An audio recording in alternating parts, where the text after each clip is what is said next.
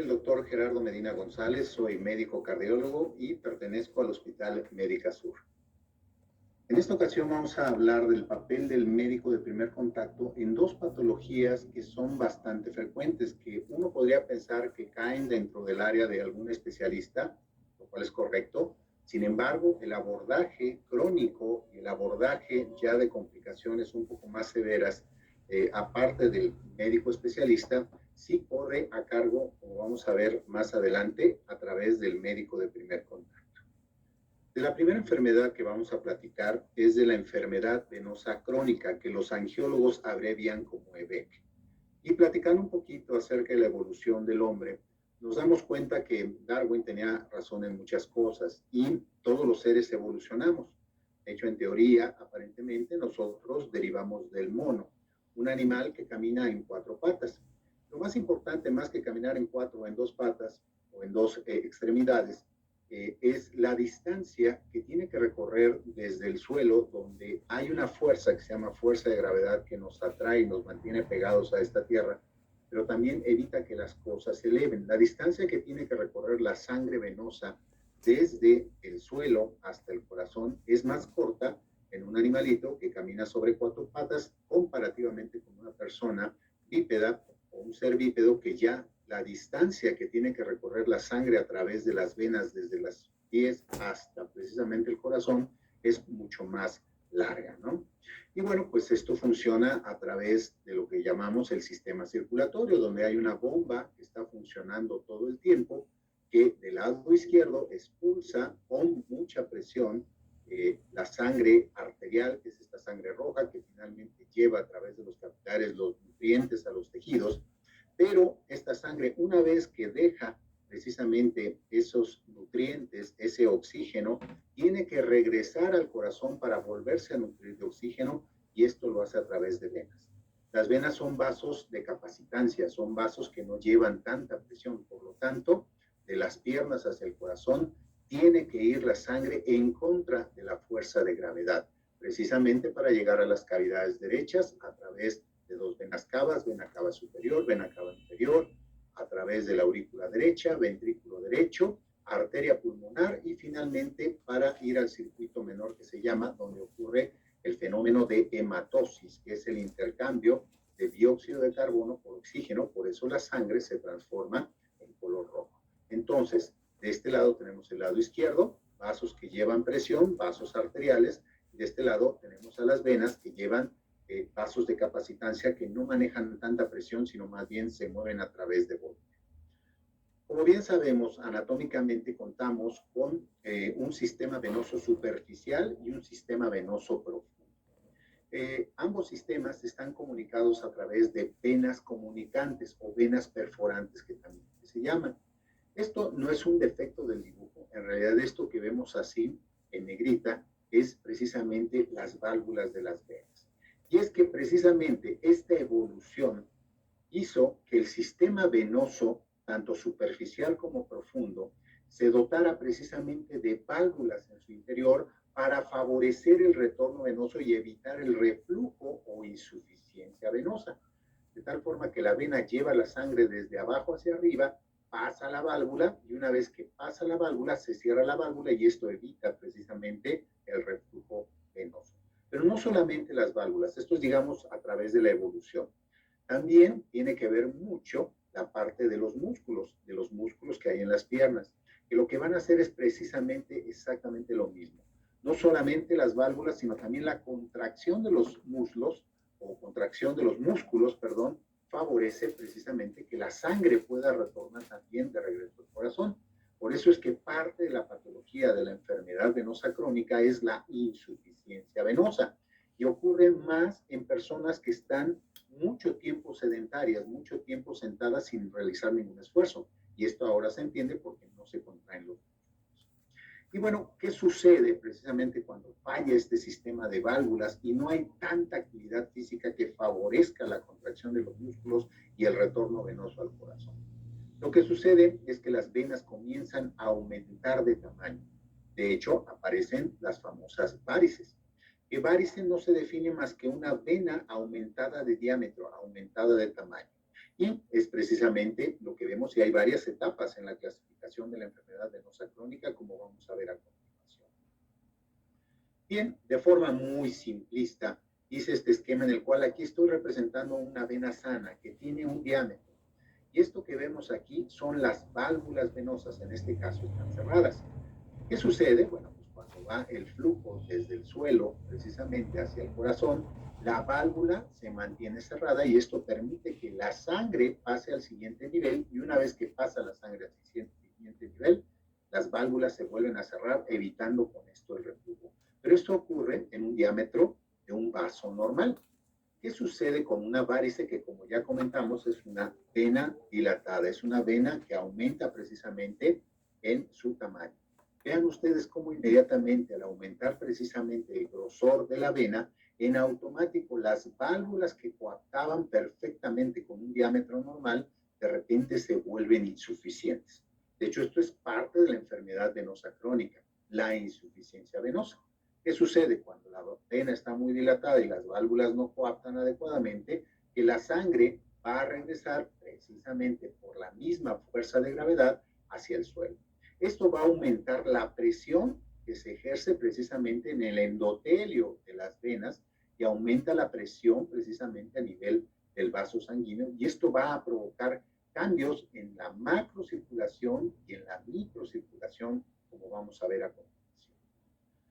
A nivel de la macrocirculación, bueno, además de este aumento de tamaño, de grosor de las venas, hay activación por estimulación del endotelio venoso, activación de glóbulos blancos, de leucocitos y células endoteliales. Esto favorece que se expresen a nivel endotelial también moléculas de adhesión que van a favorecer un fenómeno de rodamiento que va a generar daño del endotelio venoso por migración de leucocitos. También hay fenómenos en los cuales se liberan radicales de oxígeno y, por supuesto, hay disfunción valvular. Y esto lo vemos aquí esquematizado.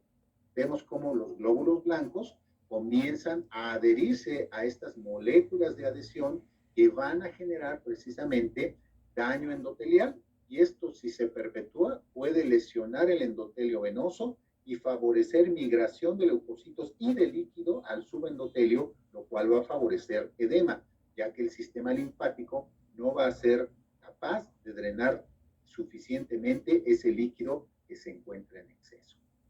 Y bueno, si este daño se perpetúa, no solamente es el daño valvular, la dilatación de la vena, sino que también los glóbulos blancos van a afectar la forma y morfología de precisamente la válvula venosa, lo cual genera un proceso inflamatorio que, si esto se perpetúa, va a generar un daño permanente a la válvula, lo cual va a favorecer prácticamente un paso libre de insuficiencia venosa precisamente a nivel de las extremidades inferiores. A nivel de la microcirculación, ahorita hablamos de vasos en grande. A nivel de la microcirculación, que es la circulación capilar, ocurren fenómenos muy semejantes. También hay reflujo por incremento de la presión venosa. Hay fenómenos de hipoxia y también hay liberación de radicales libres de oxígeno. También hay un fenómeno inflamatorio en el cual migran leucocitos que van a condicionar fibrosis, necrosis y la formación de úlceras a nivel de la piel, como vamos a ver a continuación.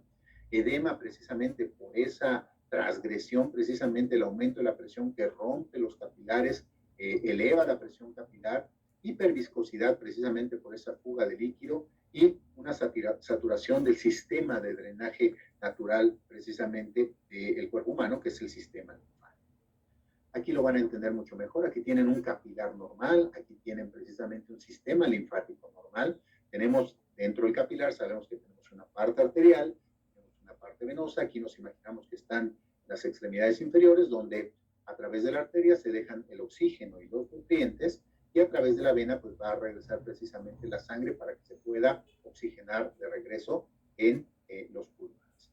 ¿Qué sucede en la enfermedad venosa crónica con esa insuficiencia venosa? Saturamos de líquido, disfunciona el endotelio, aumenta la presión intracapilar y hay fuga de líquido fuera precisamente hacia el tejido celular subcutáneo, que el sistema linfático no es capaz de vaciar. Por lo tanto, saturamos este sistema de drenaje que tenemos, como ahora con las inundaciones que tenemos en la Ciudad de México. Se satura el drenaje y hay inundaciones.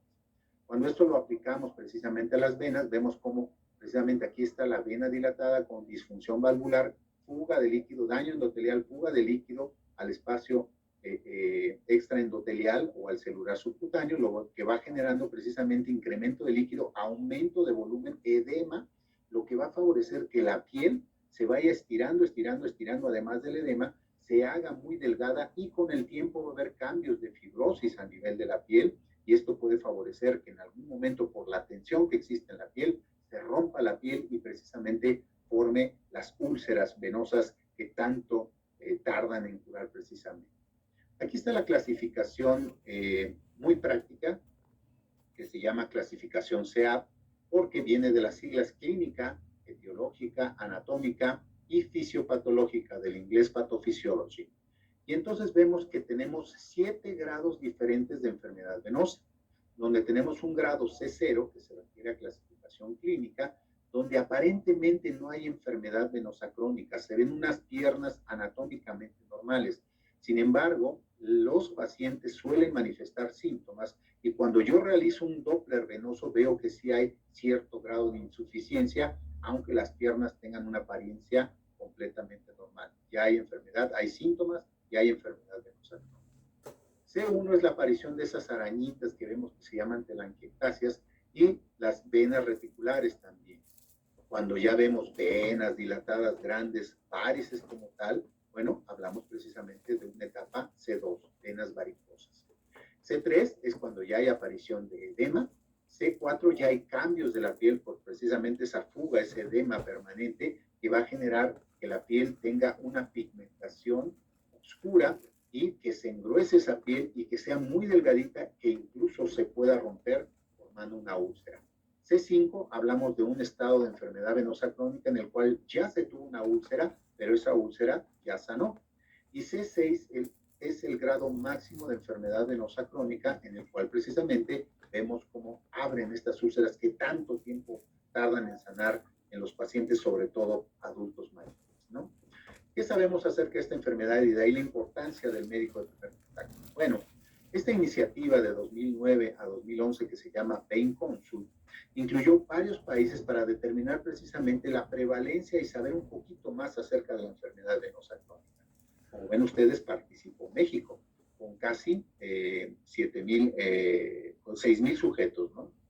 Y bueno, pues participaron 13 países en el mundo, dentro de ellos, como ya comentaba, México, y participaron diversas ciudades del país México, y el objetivo era incluir 6,000 pacientes. ¿Dónde está lo importante y por qué hablo de médico de primer contacto? Precisamente por esto. Vean la cantidad de médicos generales que participaron en esta consulta. Solamente participaron 30 angiólogos, y ahorita vamos a ver por qué. Resulta ser que la enfermedad venosa crónica es mucho más frecuente de lo que pensábamos. En números redondos, 7 de cada 10 habitantes de este país por arriba de 20 años tiene algún grado de enfermedad venosa crónica.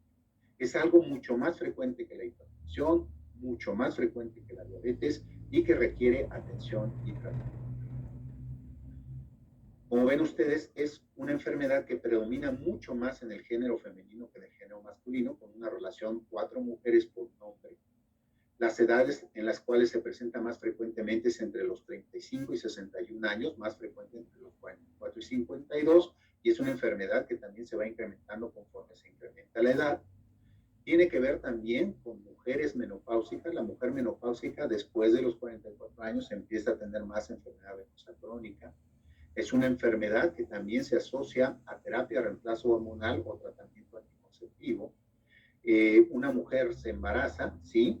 Y también esta enfermedad está asociada al embarazo. Una mujer que tiene 3 o más embarazos tiene mayor riesgo de desarrollar enfermedad venosa crónica, pero no solamente es esa condición. Ya vimos que es una situación mucho más frecuente en las mujeres que en los hombres. Tiene que ver con menopausia, terapia de reemplazo hormonal, tratamiento anticonceptivo, número de embarazos, como ya dije, más de 3. Pero no solamente la obesidad, en el hombre también una condición que genera precisamente enfermedad venosa crónica es la obesidad. Y 68% de los pacientes que participaron en esta encuesta Pain Consult tenían algún problema de sobrepeso u obesidad relacionado con enfermedad venosa crónica. Otro aspecto importante es la herencia. Si papá, mamá, abuelita, abuelito tuvieron enfermedad venosa crónica, la asociación es muy frecuente en 55% de los pacientes que participaron en esta encuesta. De las ciudades que se incluyeron dentro de México, precisamente destacan aquellas que tienen cierta estacionalidad o tienen climas mucho más calientes. Tiene estacionalidad porque la enfermedad venosa crónica se ve precisamente en lugares donde hace más calor. Factores de riesgo, ya los habíamos comentado, desde el estilo de vida, son personas que tienen que estar mucho tiempo de pie o sentadas, favorecen más bien el hecho de estar estático, la herencia, edad en mujeres, edad avanzada, mujeres, como ya hemos comentado, la obesidad, más de 3 embarazos, uso de hormonas sexuales, y también lo que pasa en el sistema venoso profundo puede repercutir también en el sistema venoso superficial. Si la mujer o el hombre ya tuvieron trombosis venosa profunda, pueden tener problemas de enfermedad venosa crónica periférica, ¿no? Entonces, de acuerdo a estos hechos, para terminar de hablar de esta parte de la enfermedad venosa crónica, 7 de cada 10 mexicanos son portadores de algún grado de enfermedad, desde C0 a C6. Afecta en mayor medida a mujeres que a hombres. Se puede considerar una enfermedad crónico-degenerativa ya que no se cura completamente, sino se puede retardar la aparición, pero no se cura. Es una enfermedad subdiagnosticada y subtratada. Y bueno, definitivamente, aunque no conlleva la mortalidad de la hipertensión, de la diabetes o la dislipidemia, sí puede ser una enfermedad incapacitante porque genera que las personas puedan ausentarse precisamente de su trabajo, de su actividad diaria o de su actividad laboral, ¿no? Vemos que el 3% de los pacientes que participaron en Bain Consult requirieron hospitalización y algunos tuvieron hasta más de 3 veces ausencias laborales, ¿no? ¿Por qué se incapacitan estas personas? Por el síntoma más frecuente que apareció también en México, que fue el dolor. Y este dolor puede ser tan intenso e incapacitante como severo. Solamente 20% de los pacientes no tuvieron dolor, 80% la enfermedad venosa crónica se manifestó por dolor. Pero bueno, pasemos a la otra enfermedad que también es tema del médico de primer contacto, porque la primera persona que acude en los pacientes cuando tienen una crisis hemorroidal es precisamente el médico general. Aquí estamos viendo hemorroides internas y hemorroides externas. La enfermedad hemorroidal es un conjunto de signos y síntomas caracterizados predominantemente por dolor, prurito, prolapso. Prolapso es algo que sale, hemorragia, que son atribuibles al tejido hemorroidal precisamente. Y esto se debe a alteraciones estructurales de esos plexos por dilatación e ingurgitación, además de un proceso inflamatorio y una pérdida de la tonicidad de los tejidos de sostén a nivel de la pelvis. Ya Thompson describió precisamente estos poquinetes vasculares o hemorroidales, que son una mezcla de sangre venosa y sangre arterial. Con la edad todo se debilita y precisamente a nivel de la pelvis puede ocurrir también esta cuestión. Hay dilatación de los plexos hemorroidales, hay aumento de las anastomosis arteriovenosas con distensión de las mismas, hay deterioro del sistema de fijación precisamente por ese vencimiento de los tejidos de sostén, ¿no? Una causa muy frecuente es el estreñimiento, el esfuerzo constante distiende los cojinetes y esto favorece que prolapsen precisamente fuera precisamente del recto las hemorroides, ¿no? Y anatómicamente es una línea que se llama línea anorrectal, la que divide precisamente las hemorroides externas de las internas. Algunos alimentos, el alcohol, algunos alimentos muy condimentados o muy picantes pueden favorecer también el desarrollo de enfermedad hemorroidal. El estreñimiento, pues esto también debilita, además de que dilata los cojinetes, produce debilidad de precisamente toda esa musculatura a nivel de la pelvis y que se provoque prolapso hemorroidal, ¿no? Desde el punto de vista clasificación, las clasificamos conforme la localización anatómica. Las hemorroides externas son las que salen más hacia el recto y están compuestas principalmente de anodermo, de piel, con epitelio escamoso. Las hemorroides internas son aquellas que están más en el colon, están por arriba de la línea pectínea y su contenido más que de piel es de mucosa rectal, ¿no? Y bueno, pues en este caso se pueden tener tanto hemorroides internas como externas, como vimos en el ejemplo de la foto. Aquí está la línea rectal, la línea pectínea, donde se divide una hemorroide externa que está más hacia afuera, hacia el contacto con la piel, y la hemorroide interna que tiene más mucosa precisamente del colon. También se pueden clasificar por el grado de prolapso. Grado 1 es cuando apenas se alcanzan a ver sobre el canal anal. Grado 2, que durante la defecación del paciente salen fuera del canal anal, pero se reducen de forma espontánea una vez que el paciente termina de evacuar. Grado 3 es cuando el paciente evacúa y la hemorroide se queda ahí y el paciente tiene que hacer alguna maniobra para poder introducir el paquete hemorroidal. Y grado 4 es en el cual el paciente, una vez que evacúa, se quedan prolapsadas totalmente y no es posible reducir precisamente esta hemorroide, ¿no? Dentro del cuadro clínico, como ya comentaba, es una mezcla de sangre arterial y venosa, por lo cual da un rojo, una hemorragia roja rutilante, muy característica. Es indolora generalmente, ¿no? Hay prolapso y aumento de volumen, hay alguna sensación de cuerpo extraño con algo de tenesmo rectal, hay secreción de mucosa a través del prolapso, hay comezón, prurito, y en el caso de una crisis hemorroidal, al dolor muy importantes, y esto provocado por trombosis, fisura o formación de un absceso. Ahí tenemos una hemorroide que estaba trombosada, que ya se drenó, y por otro lado tenemos una crisis hemorroidal, un grado 4, en el cual no prolapsa, que bueno, esto condiciona precisamente un dolor y hemorragia muy importante. Hablando de tratamiento y precisamente a la mano del médico de primer contacto, tenemos a la diosmina esperidina, que es un fitofármaco que se obtiene precisamente de la cáscara de la naranja de este fruto, que se produce principalmente en Veracruz. Y es una naranja verde y el elemento se obtiene a través de la cáscara precisamente de esta naranja. Es una naranja muy pequeñita, como ustedes, no es una situación comestible, y de ahí se obtiene precisamente la diosmina esperidina. Pero se procesa y se comercializa en una forma que vamos a llamar fracción flavonoica purificada y micronizada.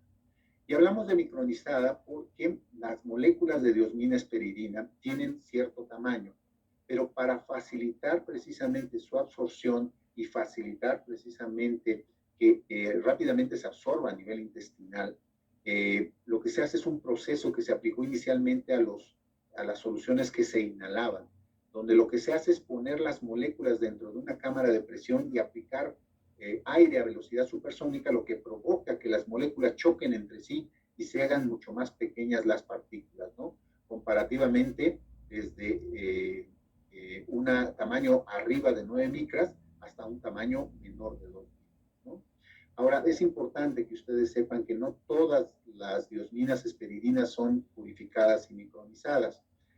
A pesar de que en concentración pudieran tener exactamente lo mismo, una forma no micronizada de una micronizada, vemos como la diferencia, incluso los excipientes pueden ser los mismos, pero la diferencia es el tamaño de la partícula, ¿no?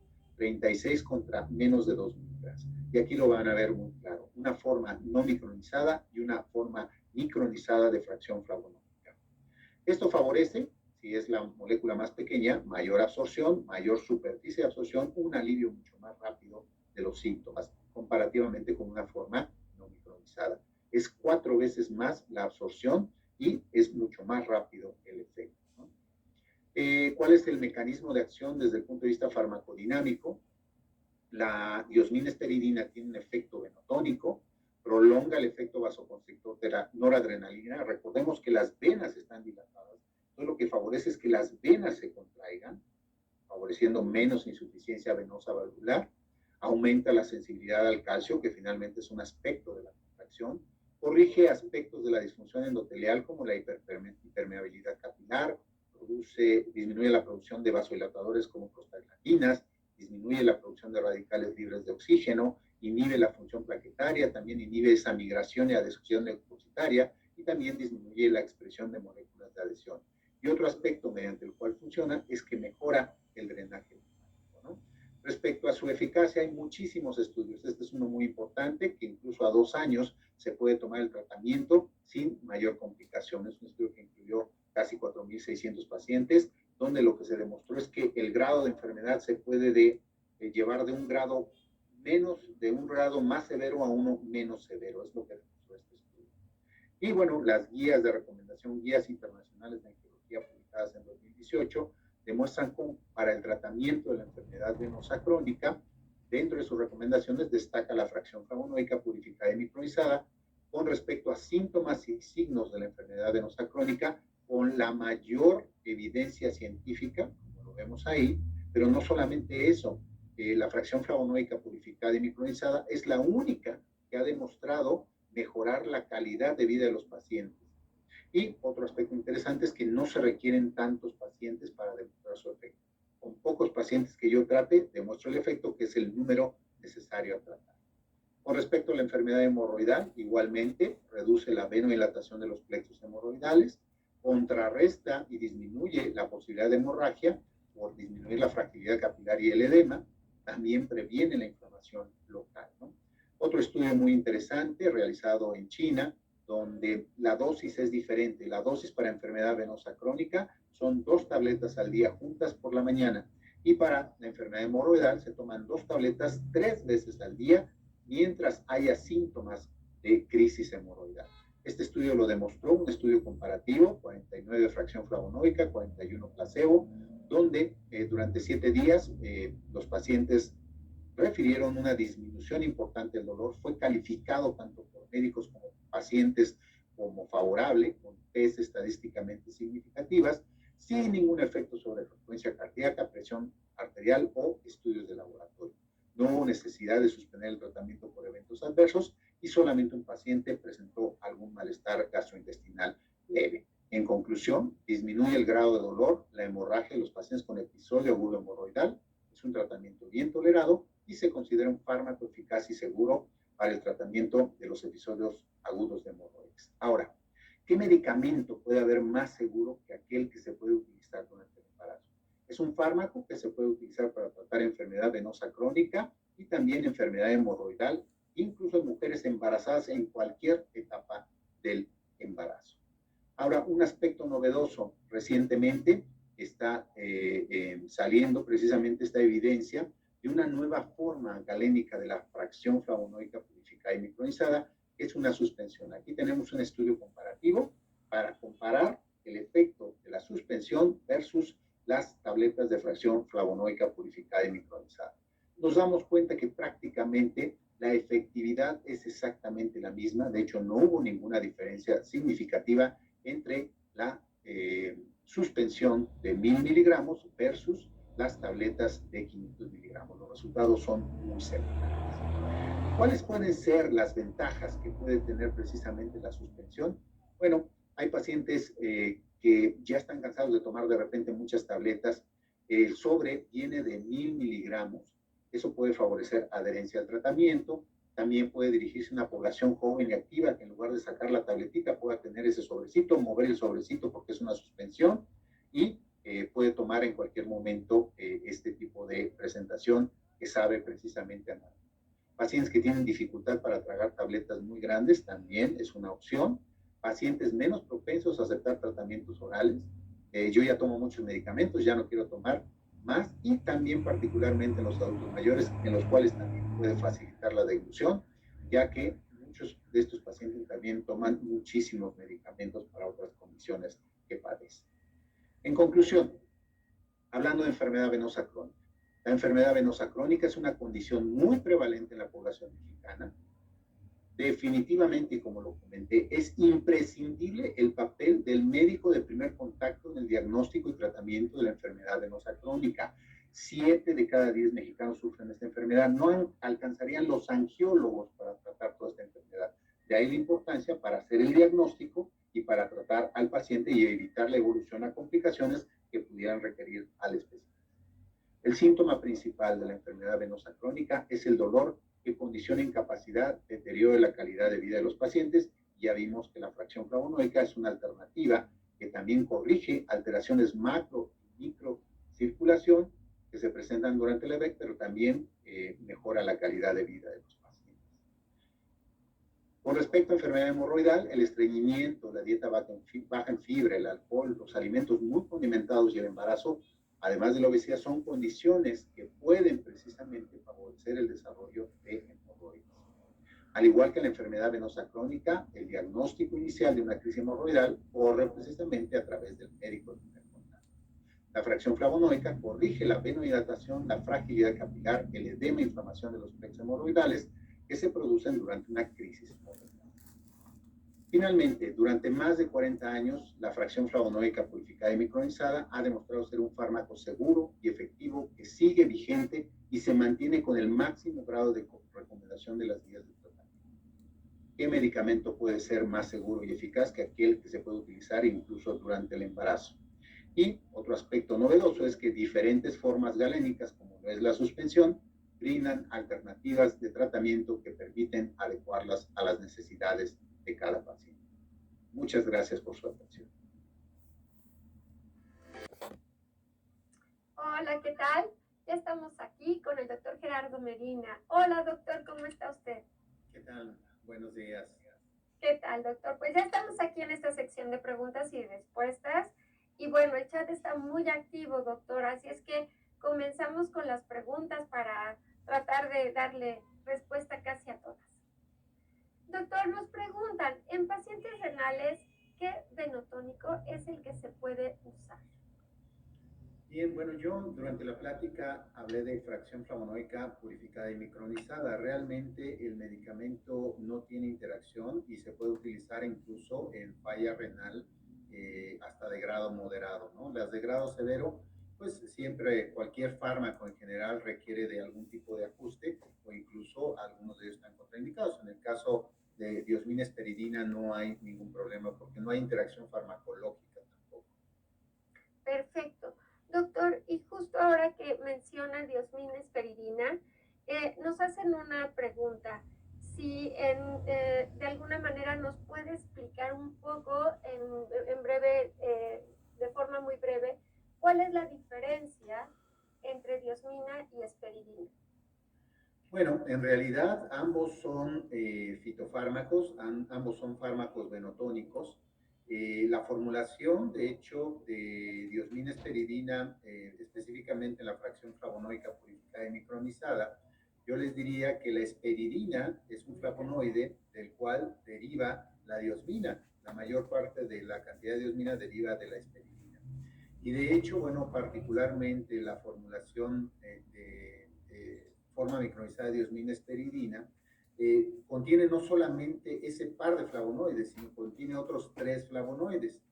Yo no diría, bueno, pues es que es mejor utilizar diosmina pura, pero en realidad no, porque cada uno de los flavonoides contribuye con un efecto, en este caso hay estudios en los cuales se ha evaluado precisamente la situación de la hiperpermeabilidad que se reduce con todos esos agentes y al final todos en conjunto funcionan mejor. O sea, prácticamente los 5 flavonoides que contiene diosmina esperidina en su forma micronizada tienen efecto farmacológico. Entonces, es mucho mejor utilizar esta combinación que utilizar, por ejemplo, diosmina sola, ¿no? Sí, y justamente, doctor, hay muchas preguntas respecto al uso de diosmina sola. Y ellos nos preguntan si a dosis más elevadas de la diosmina resulta que podemos tener el mismo efecto que con la combinación. Pues en realidad, digamos, ya se contestó esta pregunta porque son mejor 5 que 1 o funcionan mucho mejor, ¿no? Así Aún es. utilizando dosis muy altas, pues finalmente no tenemos el resto de los flavonoides. En algún momento se consideró que estos pudieran ser algún tipo de impurezas, pero bueno, ya los estudios demostraron que no, que tienen también efecto farmacológico y suman. Incluso las presentaciones de diosmina sola son de concentraciones mucho más bajas que la combinación de diosmina esperidina. Perfecto, doctor. Muy bien. Doctor, nos preguntan también acerca de el uso de algunos medicamentos que se utilizan en el sector salud para estas enfermedades hemorroidales o enfermedades venosas crónicas, como por ejemplo la pentoxifilina, sinaricina, flunaricina. ¿Qué opina usted al respecto? ¿Estos medicamentos realmente tendrían que ser de o ser los primeros en ser utilizados? La diosmina, por ejemplo, y la esperidina.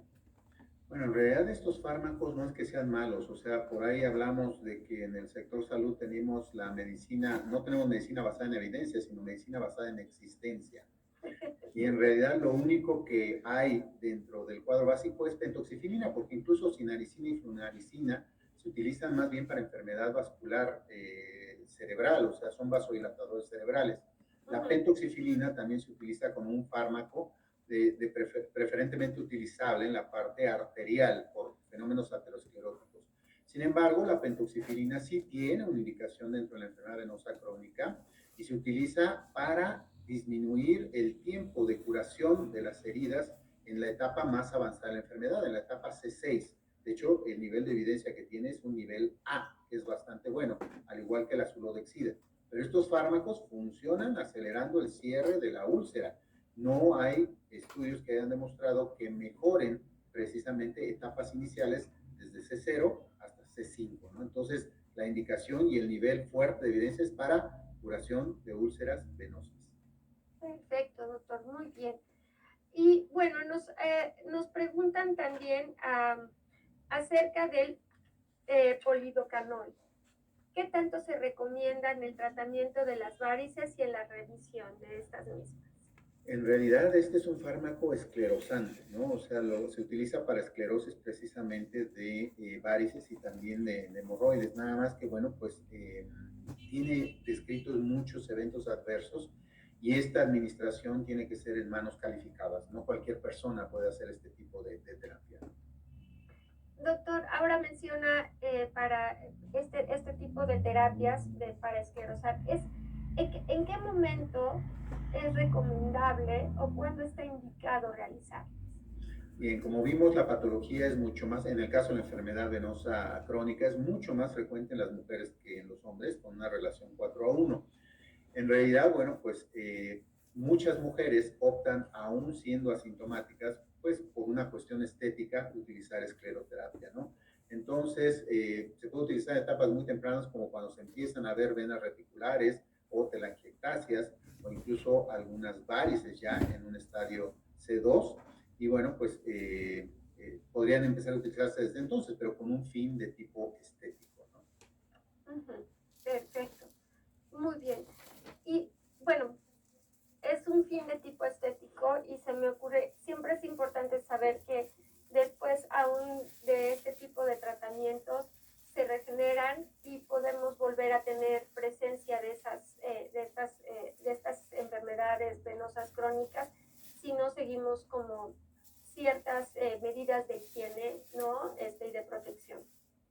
Definitivamente, de hecho, el tratamiento de escleroterapia es, digamos, algo ya muy invasivo, ¿no? Por eso tenemos fármacos venotónicos, por eso también tenemos medias de compresión, que la recomendación es utilizar medias y tratamiento farmacológico para tratar de retardar la progresión de la enfermedad venosa crónica. E incluso la fracción flavonoica purificada y micronizada tiene evidencia de regresar de estadios, por ejemplo, de C5 a C6, regresarlos a C3, a C4, o sea, a una etapa menos grave de la enfermedad. Entonces, este tratamiento debe ser crónico, más las medidas generales como caminar, no permanecer tanto tiempo sentado ni de pie, sino tratar precisamente de movilizar estas piernas, ¿no? Ok, así es, doctor. Muy bien. Doctor, nos hacen una pregunta acerca de el dovecilato de calcio. Si es efectivo combinándolo con la diosmina. De hecho, es como se utiliza en México. De hecho, las guías, como apareció durante la presentación, el dovecilato de calcio tiene evidencia clínica favorable. Sin embargo, el problema con otros tratamientos es que el nivel de recomendación es débil, no es fuerte. Y recordemos que el nivel de recomendación se hace cuando consideramos qué tan seguro puede ser un fármaco, ¿no? El problema del dovecilato de calcio siempre es el riesgo de generar agranulocitosis. Por eso se le da un nivel de recomendación débil, aunque tiene muy buena evidencia de tratamiento. Se prefieren los niveles de evidencia fuertes en este caso, ¿no? Eso es. Muy bien, doctor. Doctor, hablando de hemorroides, nos preguntan si se puede dar tratamiento conservador en hemorroides grado 3, si es que estas no dan molestia a largo plazo. En